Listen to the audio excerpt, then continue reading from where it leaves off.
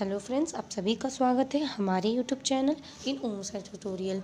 Student, ये CS executive के लिए एक प्यारा सा खूबसूरत सा सब्जेक्ट जो आप सभी को पसंद है, सेबी ग्रुप 2 से लिया गया सब्जेक्ट है सेबी सब्जेक्ट। तो सेबी के विच इज़ सिक्योरिटी लॉ। तो सेबी में थर्ड चैप्टर जो आपका है डिपॉजिटरी एक्ट 1996। तो इस वीडियो में हम डिपॉजिटरी एक्ट 1996 पढ़ेंगे। ये वीडियो जून अटैम्प बच्चों के लिए भी है, दिसंबर अटैम्प बच्चों के लिए भी है 2020-21। तो ये चैप्टर मैंने 4 पार्ट में डिवाइड किया है, very easily for the easy understanding. First part A में हम मेरे फ्रेंड्स, मैं चाहती हूँ कि आप सभी का एग्ज़ाम मॉड्यूल से दें। सारी स्टडी मटेरियल आप मॉड्यूल ICSI से ही आप प्रिफर करिए, because if you prefer ICSI module आपको कोई भी दिक्कत नहीं होगी क्वेश्चन अटेम्प्ट करने के वक्त में। तो अभी हम इस वीडियो को इस चैप्टर को मैंने 4 हिस्से में डिवाइड किया है, part A, part B, part C, part D. तो पार्ट ए में हम पढ़ेंगे introduction, benefit of depository system, models of depository, legal framework and the very first बहुत ही बेहतरीन और इजी टॉपिक है और ये बहुत इंपॉर्टेंट टॉपिक है as per the SEBI student के लिए। अगर सेबी आपको अच्छी तरीके से जानना है तो depository act is very important. Always study first intermediates which is part B. Part B में आपको सिक्योरिटी इंटरमीडिएट्स है, वो चैप्टर सबसे पहले पढ़े, उसके बाद डिपॉजिटरी एक्ट। तो 1 बाय 1 जब जो लिंक होता है उस हिसाब से आप पढ़ाई करेंगे तो आप सेबी में स्कोर कर सकते हैं। तो चलिए स्टार्ट करते हैं डिपॉजिटरी। ये आपका मॉड्यूल है, यू कैन सी। तो इंट्रोडक्शन में क्या दिया गया है, a depository is an organization like a central bank with security of share holder are held in electronic form at the request of the shareholder through the medium of depository participant। अब depository क्या करता है, depository मतलब क्या होता है, एक central bank की तरह काम करता है। जो शेयर होल्डर जो सिक्योरिटी लेते हैं वो सिक्योरिटी देता है उस फॉर्म में, कौन से, किसके थ्रू, इलेक्ट्रॉनिक फॉर्म में। इलेक्ट्रॉनिक फॉर्म में वो उनकी सिक्योरिटी रखता है, सेव करता है वॉलेट में, उसी को डिपॉजिटरी बोला जाता है। To utilise the service offer by the deposit, investor has to open an account with the deposit to the depository participant. अब डिपॉजिटरी में तमाम लोग हैं, एजेंट्स है, पार्टिसिपेंट हैं, जिससे हम लोग को पहले अकाउंट ओपन करना पड़ेगा, फिर हम लोग को अपना सर्टिफिकेट, ये सब आपको, ये सब जो पहले फिजिकल फॉर्म्स थे अब इलेक्ट्रॉनिक फॉर्म हो गए। तो ये सबसे ईजी वे है और कॉस्ट इफेक्टिव है। तो डिपॉजिटरी का क्या क्या इसमें काम होता है, क्या क्या उनके फंक्शंस होते हैं, वो हम पढ़ेंगे। तो according to section 2E of the depository act is 1996, depository means a company form and registered under the Companies Act 2013 which have been guarantee a certificate of registration under the section 12 subsection 1A of SEBI Act 1992। अब ये क्या बोल रहा है, ये line हमको ये समझाते हुए कह रहा है कि डिपॉजिटरी एक्ट किसके अंदर स्टैब्लिश हुआ था, कंपनीज एक्ट में। बट अगर आपको डिपॉजिटरी सर्टिफिकेट चाहिए तो जब तक आप सेबी का रजिस्टर और सर्टिफिकेट नहीं लेते तब तक वो डिपॉजिटरी नहीं माना जाएगा।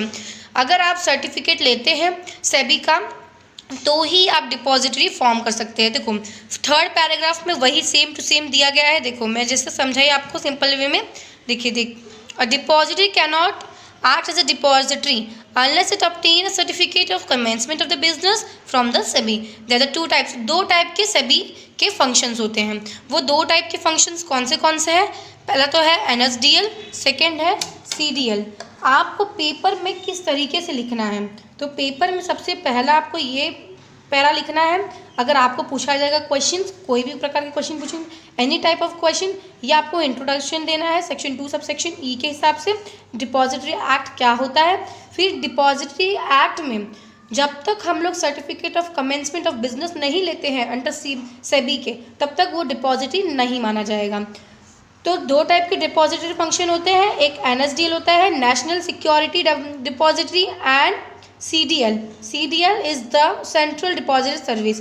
अब हम इसको भी डिटेल में पढ़ेंगे आगे। Under the provision of the Depository Act, this depository provide the various service to investors and other participant in the corporates. This includes the basic facility like account opening, dematerialization, settlement of threats, and advanced facilitating like a pledging, distribution of non-cash corporate actions, and the distribution of the securities to the allotted in the case of public issue.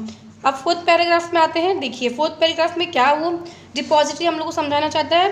Very easy वे, आप जब भी SEBI पढ़े it is a very conceptual. अगर आप concept को नहीं समझते हैं तो you can't write your paper. SEBI का पेपर आप नहीं लिख सकते because CS paper is more difficult as per your school paper. School paper की तरह नहीं होता है कि इफ़ यू मगअप और यू कैन राइट. यहाँ पे मगअप सेशन नहीं चल सकता है. आपको कॉन्सेप्चुअल क्लियरिटी होना चाहिए आपका. तो all security held by depository shall be dematerialisation and shall be fungible form. अभी दोनों का मतलब, डिपॉजिटरी का मतलब एंड फंगेबल फॉर्म का मतलब क्या होता है ये हम आगे देखेंगे. इसके भी लेक्चर्स होंगे. पार्ट बी में फंगेबल फॉर्म या पार्ट सी में हम पढ़ाएंगे आपको, तो उसमें पूरा डिटेल में बताएंगे. To utilise service offer by depository the investor has to open an account with deposit through the participant. अब डीपी क्या होता है? What is DP? डीपी का मतलब depository participant. What is mean? Depository participant. Depository participant का क्या काम है, उनके क्या फंक्शंस हैं? उनको बैंक अकाउंट ओपन करने के लिए कस्टमर्स जो भी शेयर होल्डर्स होंगे, investors, issuers, they have to open a bank account. First he or she want to become a bank, she and we want to open a bank account. उसको पहले bank account अपना open करना पड़ेगा, DMart account जिसको कहते हैं. Similar to open an account with the bank branches to utilise service of bank, register of depository is required under the SEBI. बार बार ये लाइन कहा जा रहा है कि registration is required. Registration depository का is must require, very compulsory. Depository and participant regulation, कौन से रेगुलेशन के तहत? 2018 and is a pre condition of functioning of depository and depository participant both are regulated by SEBI. और ये सारे depository and depository participant both are regulated by SEBI. किसके साथ? सेबी से ही रेगुलेट होते हैं. सेबी के ही हम लोग को रूल्स एंड रेगुलेशन ऑबे करना पड़ेगा, ऑब्टेन करना पड़ेगा. अब ये क्या है? डिपॉजिटरी फंक्शंस हैं. तो मैंने क्या आपको कहा, ये डीपी का फंक्शंस है. डीपी क्या क्या करेगा? डिपॉजिटरी का क्या क्या फंक्शंस है? अकाउंट ओपनिंग करने का, रीमटेरियलाइजेशन करने का, dematerialization, settlement, initial public offer, corporate benefit, creation of encumbrances, ये सब हो गया dematerialization. Sorry, this is the depository function. ये डीपी का फंक्शंस है जो हम लोग को वहाँ से हेल्प आउट मिलेगा. ठीक, अभी हम पढ़ेंगे जैसे इंट्रोडक्शन हो गया. फर्स्ट पार्ट के सब question introduction. This is the introduction, you can see on the slide. और आपको मॉड्यूल से ही पढ़ना है, आपको कोई स्टडी मटेरियल यूज़ नहीं करना है. बिकॉज बाद में बच्चे पूछते हैं कि how to score in SEBI. तो सेबी में स्कोर करने के लिए module is a very first and very best for the scoring part. तो आप अगर मॉड्यूल क्लियर करते हैं, मॉड्यूल के सारे कॉन्सेप्चुअल क्लियर करते हैं, you can clear your SEBI exams. So अभी फर्स्ट पार्ट के first question we have completed introduction. SEBI का इंट्रोडक्शन, जन्म कहाँ से हुआ, कितने प्रकार के सेबी हैं, उनके क्या क्या फंक्शंस हैं, कहाँ से रेगुलेट होता है, सेबी को कौन रेगुलेट करता है, सॉरी डिपॉजिटरी को कौन रेगुलेट करता है, डिपॉजिटरी के टाइप्स हम लोगों ने पढ़ा, डिपॉजिटरी कहाँ से वो आया, किसके अंडर वो काम करता है, कितने टाइप्स के डिपॉजिटरी है, क्या क्या उसके फंक्शंस हैं. और इसमें तमाम हम लोग डेफिनेशंस पढ़ेंगे. We study very much definition like a DP. Who is a DP? Investors, issuers and the SEBI के बारे में हम कुछ थोड़ा इसमें पढ़ेंगे. सेबी का क्या रोल है इसमें, रोल ऑफ कंपनी सेक्रेटरी का इसमें क्या क्या रोल है, डेफिनेशन हम लोगों ने पढ़ा. अब हम आते हैं पार्ट ए के सब क्वेश्चन 2. और सब क्वेश्चन है हमारा 2, legal frame, which is legal frame. Legal frame हम पढ़ेंगे. अब देखो लीगल फ्रेम में हम लोगों ने क्या देखा है कि ये कैसे लीगली इसका जन्म हुआ है. डिपॉजिटरी एक्ट का कैसे जन्म हुआ है. A legal frame for a depository system has been laid down the Depository Act 1996 and the registered by the SEBI. ये 1996 में ये एक्ट आ चुका था, पर register regulated by SEBI regulate करता है इसको. और रेगुलेशन एक्ट कब आया? 2018. Depository and you can see introduction में दिया है डिपॉजिटरी एंड पार्टिसिपेंट रेगुलेशन 2018. ठीक, तो depository act 1996 SEBI Depository Participant Regulation 2018, Bylaws of Depository, Business Rules of Depository. Apart from the above, depository are also governed by certain provisions. अब इसके बाद भी इतना तो डिपॉजिटरी को गवर्न करता है, इतना तो रेगुलेट करता ही है, बट और इसके बाद भी कुछ ऐसे एक्ट बना गया है, गवर्नमेंट ने बनाया है जो उसको भी रेगुलेट करता है डिपॉजिटरी को. Companies act, Indian stamp act, security and exchange board of India, security contract regulation act, benami transaction income tax and bankers books evidence act. ये सब क्या गवर्न करते हैं?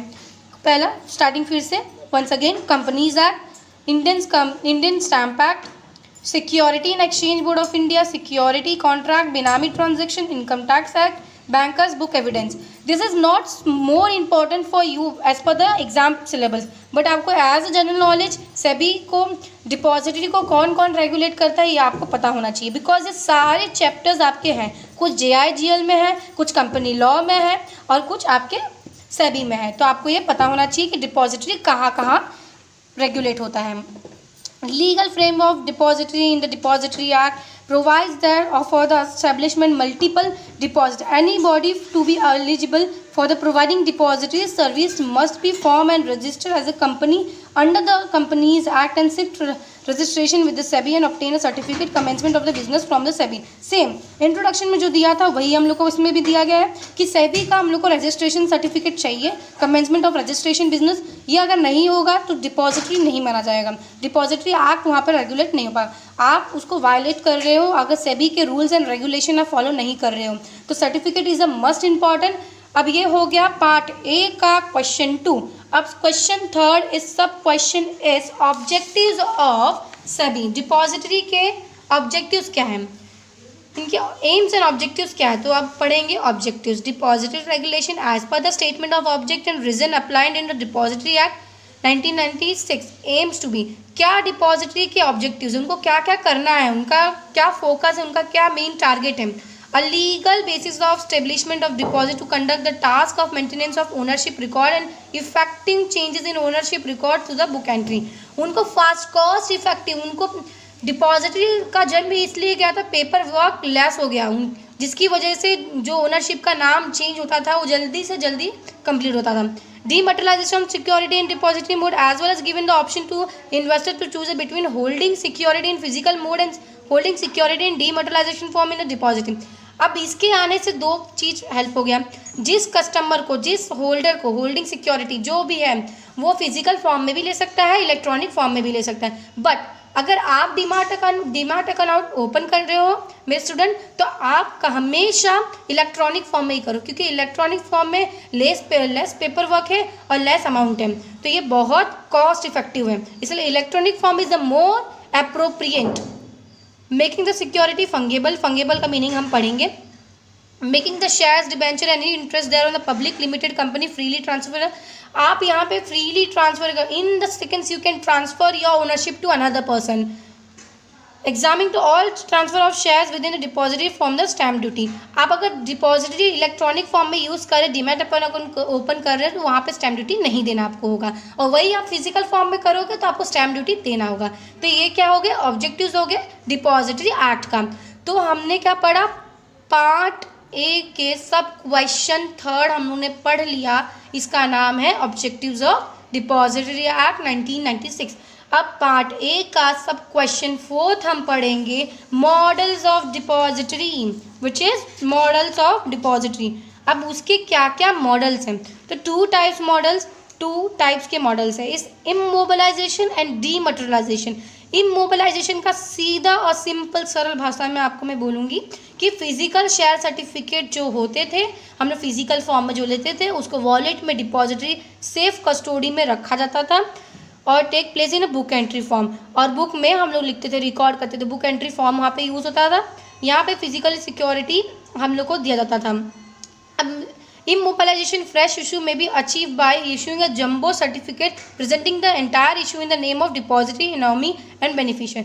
सिंपल सी बात है, ये फिजिकल फॉर्म में था और यहाँ पे नो फिजिकल कॉन्सेप्ट. डीमटेरियलाइजेशन का मतलब होता है no physical, only electronic record maintain by the deposit. This type of cost effective and simple and adopt in India.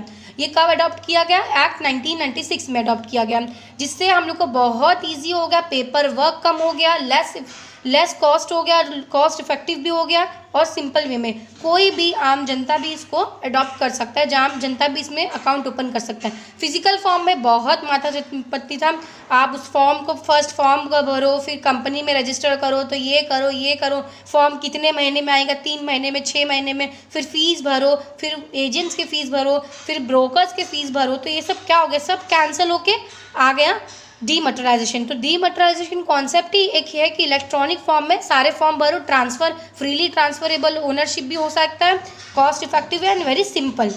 तो ये कहा अडॉप्ट किया गया इंडिया में।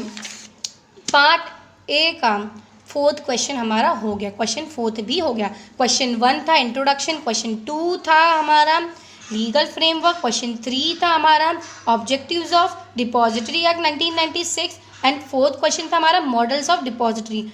क्वेश्चन ये आपके इंपॉर्टेंट है, ये एक बेसिक कॉन्सेप्चुअल थे जो आपको क्लियर होना चाहिए था आपके माइंड से कि डिपॉजिटरी मतलब क्या होता है, कितने टाइप्स होते हैं, उसके लीगल फ्रेमवर्क क्या है, इसके ऑब्जेक्टिव्स क्या हैं। अब हम पढ़ेंगे बेनिफिट्स ऑफ डिपॉजिटरी सिस्टम। अब बेनिफिट्स क्या हैं? अब बेनिफिट्स इसके बहुत हैं, जैसे elimination of bad deliveries and elimination of risk associated with the physical certificate, immediate transfer and the registration of security, faster distribution of non-cash corporate benefit rights like a rights bonus act, reduction in brokerage by many broker from trading in dematerialization security, elimination of problem related to change of address, investor transmissions, elimination of problem related to selling security on the behalf of minor। ये सब इसके क्या थे? Benefit. इसकी वजह से ये सब important as per your exam. So अभी मैं आपको बेनिफिट डिटेल में बताती हूँ वेरी इजी वे में। So first, elimination of bad delivery in depository environment once the holding of investors are dematerialized, the question of bad delivery does not arise, they cannot be held under the obligation. The physical environment buyer of shares was required to take a risk of transfer in the face uncertainty of the quality of asset purchase, while in the depository environment good morning certainty the budgets of good quality of assets। अब जो physical form में थे तो उसका delivery, जब हम कोई चीज़ खरीदते तो उसका डिलीवरी जब चार्ज डिलीवरी होता है तो वहाँ पे क्वेश्चन क्या, फ्रॉड भी हो सकता था, फिजिकल सर्टिफिकेट वो बैड क्वालिटी का भी हो सकता था, मनी ज़्यादा यूज़ करना पड़ता है। यही depository electronic form is the बहुत गुड मनी परचेज बजट, जो एसेट होगी वो भी उसमें क्वालिटी भी रहेगी एसेट में भी। Secondary, elimination of all risk associated with the physical certificate. Physical certificate लेने वक्त बहुत से फ्रॉड, फ्लुएंट और थीफ रहते हैं, जहाँ से हमारी सर्टिफिकेट चोरी भी हो सकती है, एक्सपोज हो सकता है, ओनरशिप चेंज हो सकता है। बट इलेक्ट्रॉनिक फॉर्म बहुत ज़्यादा सिक्योरिटी रहती है उसमें। इलेक्ट्रॉनिक फॉर्म में इन्वेस्टर्स जो रहते हैं उनका सर्टिफिकेट डुप्लीकेट ये सब का कोई झंझट नहीं होता है। तो ये सारा risk associated with the physical certificate. Immediate transfer and the registration of security. अब इसके अंदर मैंने आपको पहले ही बोला था फिजिकल फॉर्म में बहुत से माथा बच्ची रहता है। जैसे कि अभी आपने कोई फॉर्म फिल किया, डिपॉजिटरी का फॉर्म फिल किया, तो वहाँ से 3 to 4 मंथ आपको लगेंगे। देखिए यहाँ पे मैंने बोला आपको 4 to 3 मंथ लगेंगे आपको रजिस्टर करने के लिए, फिर आपको 2 मंथ लगेंगे वो exposing the investor to opportunity cost, delay in the transfer and the risk of the transfer to overcome. सबसे झंझट हटाने वाला एक ही रास्ता है इलेक्ट्रॉनिक फॉर्म। ये सबसे इजी, कॉस्ट पे भी एकदम है, कॉस्ट इफेक्टिव है, simple and not a complicated. Fourth हमारा faster distribution of non cash corporate benefit like a right bonus deposit system provide the direct credit of non cash corporate entitled to investors account thereby ensuring faster disbursement of the avoiding risk of loss of certificate। Loss of certificate जब right issue होता है company में या bonus हम लोग को मिलता है तो डायरेक्टली वो कन्वर्ट हो जाता है, क्रेडिट हो जाता है हमारे इन्वेस्टर्स के अकाउंट में। Reduction in the brokerage of many broker of trading. Brokerage को भी बैक ऑफिस वाले जो ब्रोकर्स होते हैं उनके जो काम होते हैं हार्डवर्क वो लेस हो जाते हैं, कॉस्ट इफेक्टिव हो जाता है, मनी वहाँ पे हम लोग को वेस्ट नहीं करना होता है, तो वहाँ पे भी हमारा बहुत अच्छा काम करता है depository system. Elimination of problem related to change of address invest. अभी कोई प्रॉब्लम आ गया, चेंज ऑफ एड्रेस, किसी ने आपका आज Address change can, in case of change of address transmission of demat shares, investor are safe from the undergoing this entire change procedure which the company or register. आपको chance भी मिलता है change करने के लिए. Investor have only the inform the DP with the relevant document and the required changes are effect. आपको सिर्फ directly DP के पास जाना है. डिपॉजिटरी पार्टिसिपेंट आपको अपने चेंजेस बताना है, अपने नाम, अपने करेक्ट नाम, एड्रेस सब बताना. अगर आपका कोई प्रॉब्लम अराइज होता है तो ईजिली वो चेंज हो जाता है. रिवेलेंट डॉक्यूमेंट को लेके जाना है, बस इतना सिंपल सा काम करना है आपको, वो भी in electronic form. Elimination of the problem related to selling security on the behalf of minor. अब माइनर के बिहाफ में कोई सिक्योरिटी ले रहा है तो वो भी बहुत ईजी है. Natural guardian is not required to take a court approval for selling the demat security on the behalf. अब डीमार्ट अकाउंट से बहुत सारा हेल्प होता है. माइनर के बिहाफ पे अगर आप सिक्योरिटी और नेचुरल गार्डन ले रहा है तो उसको अप्रूवल, कोर्ट का अप्रूवल लेने का जरूरत नहीं है. वहाँ पे परमिशन अलाउ आपको उसमें कंपलसरी नहीं है, ये सब तो ऑप्शनल उसमें है ही नहीं. तो ये सब बेनिफिट्स है आपके डिपॉजिटरी अडॉप्ट करने के. तो यह आज के लेक्चर में हम लोग ने क्या पढ़ा था. पार्ट ए में हम लोग ने पढ़ा introduction, second legal frame, third objectives of depository act, fourth we have study model of depository, two types of model, immobilization and second is the dematerialization, and fifth we have studied benefits of deposit system. फिर से एक बार repeat करते हैं. elimination of bad delivery, elimination of risk associated with the physical certificate, immediate transfer and the registration of security, faster distributed of registration and security, non-cash corporate, okay. A reduction in brokerage by many broker of trading and dematerialization, elimination problem related to change in address, change in a name and etc. Elimination of problem related to selling the security on the behalf of minor. This is all about the benefits of depository system. It will be coming for 5 to 4 marks in your question paper while writing the SEBI. और question तुम्हारा एकदम directly question नहीं भी हो सकता है, indirectly भी पूछा जा सकता है. What are the benefits and ऐसा ऑप्शंस बता देंगे कि ऐसा सब करके केसेस बता देंगे, केस लॉ दे देंगे, उसमें भी बेनिफिट पूछा जा सकता है. तो बी प्रिपेयर. इसीलिए conceptual clarity is must important while writing the SEBI paper. Conceptually clarity होनी चाहिए आपके अंदर. अब एक लास्ट जो बहुत स्मॉल टॉपिक है, difference between depository and custodian. आपने सिक्योरिटी इंटरमीडियरीज में पढ़ा होगा. कस्टोडियन क्या होता है, वो अपना सिक्योरिटी अच्छे वॉलेट में रखता है और सेफली रखता है. तो डिपॉजिटरी और कस्टोडियन का फ़र्क क्या है. डिपॉजिटरी भी तो वही सेम काम करता है, अपने सिक्योरिटी को होल्ड करता है और उसको सेफ जगह पे रखता है, सिक्योरिटी हमको देता है. तो दोनों में डिफरेंस क्या है देखिए. Both depository and custodian service are the responsible for safe keeping of security, but they are the different in the sense that depository can a legally transfer beneficial owner while custodian cannot. ये legally transfer beneficial owner भी काम आता है, legally transfer.